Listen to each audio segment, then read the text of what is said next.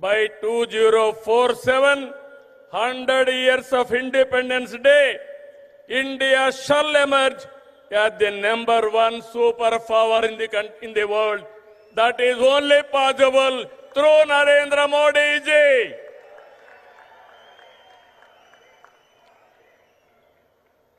Afterwards, coming centuries will belong to India. That is the foundation our Honorable Prime Minister is laying. Sir, we are very happy not to praise you. I have seen in my life so many leaders. I am visualizing not only 2047, beyond that. That is where I am very happy and proud of you, sir. Modi గారి సంకల్పంతో 11 ఏళ్ల క్రితం 11వ ఆర్థిక వ్యవస్థగా ఉన్న భారతదేశం 4వ స్థానానికి చేరాం. 28కి 3వ స్థానానికి వస్తాం. 2038కి 2వ ఆర్థిక శక్తిగా ఎదుగుతాం. ఆర్థికంగా మన బలం ఏంటో ఈ విజయాలు చెప్తే, సైనికంగా మన బలమేంటో ఆపరేషన్ సింధూర్ చూపించిందా లేదా అని మిమ్మల్ని అడుగుతున్నా. మాటలతో కాదు, చేష్టలతో చూపించే వ్యక్తి నరేంద్ర మోడీ గారు.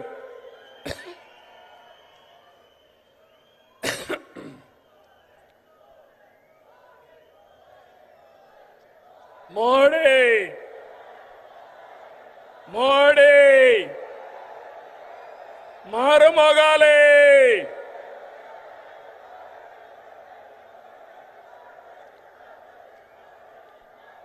ఒక దేశం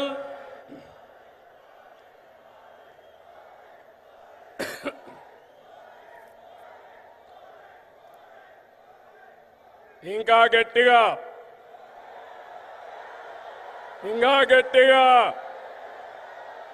అక్కడే మా ఆడబిడ్డలు. ఒక దేశం, ఒకే పన్ను, ఒకే మార్కెట్. ఇది జిఎస్టి ప్రధాన ఉద్దేశం.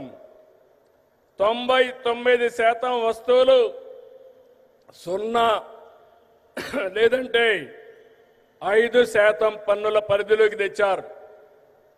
దీంతో అన్ని ధరలు తగ్గాయి. విద్యార్థులు, రైతులు, చిరు ఉద్యోగులు, చిరు వ్యాపారులు, వృద్ధులు, కూలీలు, కార్మికులు, ఇలా అన్ని వర్గాలకు లబ్ధి కలిగించేలా సంస్కరణలు ఉన్నాయి. పేద మధ్యతరగతికి ఇదో పెద్ద రిలీఫ్. జిఎస్టి తగ్గింపు కారణంగా ఏడాదికి ప్రతి కుటుంబానికి 15,000 రూపాయల ఆదాయం వస్తుంది. కనీసం 15,000 వచ్చినప్పుడు 15 సార్లైనా ప్రధానమంత్రి గారిని గుర్తుపెట్టుకునే బాధ్యత మనందరిపైన ఉంది. జిఎస్టి సంస్కరణలతో బచత్ ఉత్సవం నేడు భరోసా ఉత్సవంగా మారింది. సూపర్ జిఎస్టి కార్యక్రమంలో భాగంగా రాష్ట్రమంతా ఇప్పటికే 98,000 ఈవెంట్లు